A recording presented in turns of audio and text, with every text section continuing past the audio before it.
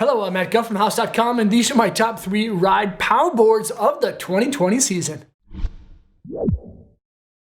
Powder boards, man, that's a fun thing to get into, POW. And it's good to have a board that's kind of specific for riding POW. You can take any board you want to. You can take a short twin board in the POW if you'd like, but it's not going to float as well as some other boards that feature a larger surface area and longer style floating noses. And those are kind of some of the things that you'll find in these 3 boards. They kind of range from pretty mellow and surfy to very aggressive and stiff, but they all have the same ability to ride groomed trails well and also POW. Because most of the time when you ride POW, you actually have to go on the groomed trails or kind of like inbounds to get to the good stuff. Another thing to note is that, Ride makes a lot of really good boards overall. It's kind of hard to choose these, and you may be surprised by some of the boards that I've selected for my top 3 POW boards for the 2020 season. I'm gonna start it out kind of in random order, of course, with the War Pig. Now, the War Pig is kind of that oddball out because, well, you can ride this thing basically everywhere.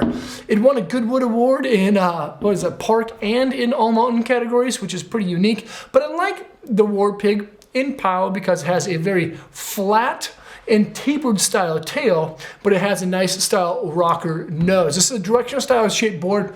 It has an intense ability to carve well because of the reverse progressive side cut radius. There's a smaller side cut radius on the nose, a more gradual sweeping one on the tail. So when you are on groomed trails, this thing it turns on a dime extremely fast. Cool thing about the War Pig is that you can size it down because it has a volume shift style story. The waist width is extremely wide, so write it down 3 to 6 centimeters if you'd like. Next up is a board that falls within another pig category, or the pig series. It's called the Mountain Pig. This is like a more of a traditional style board. It has the same shaped nose that you'll find in the War Pig, the Super Pig, and of course the Twin Pig. And but this is a deck that you kind of stay true to size.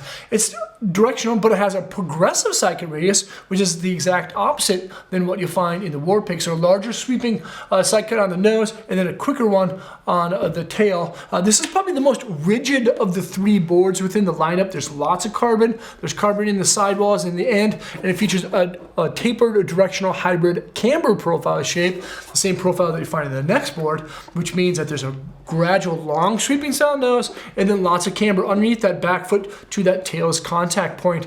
It does feature a little bit wider contact point area up on the nose, just to keep your nose afloat, and then nice little moon tail style shaping to keep the tail like down low.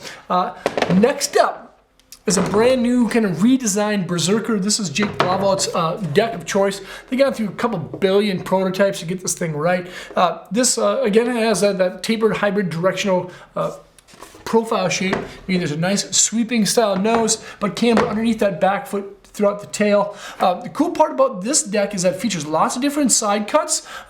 So it doesn't matter if you're making tight little turns or big sweeping turns, this is going to hold up well. The tail is going to be quite a bit stiffer than what you'll find in the nose area, but not as stiff or rigid as what you find in the Mountain Pig.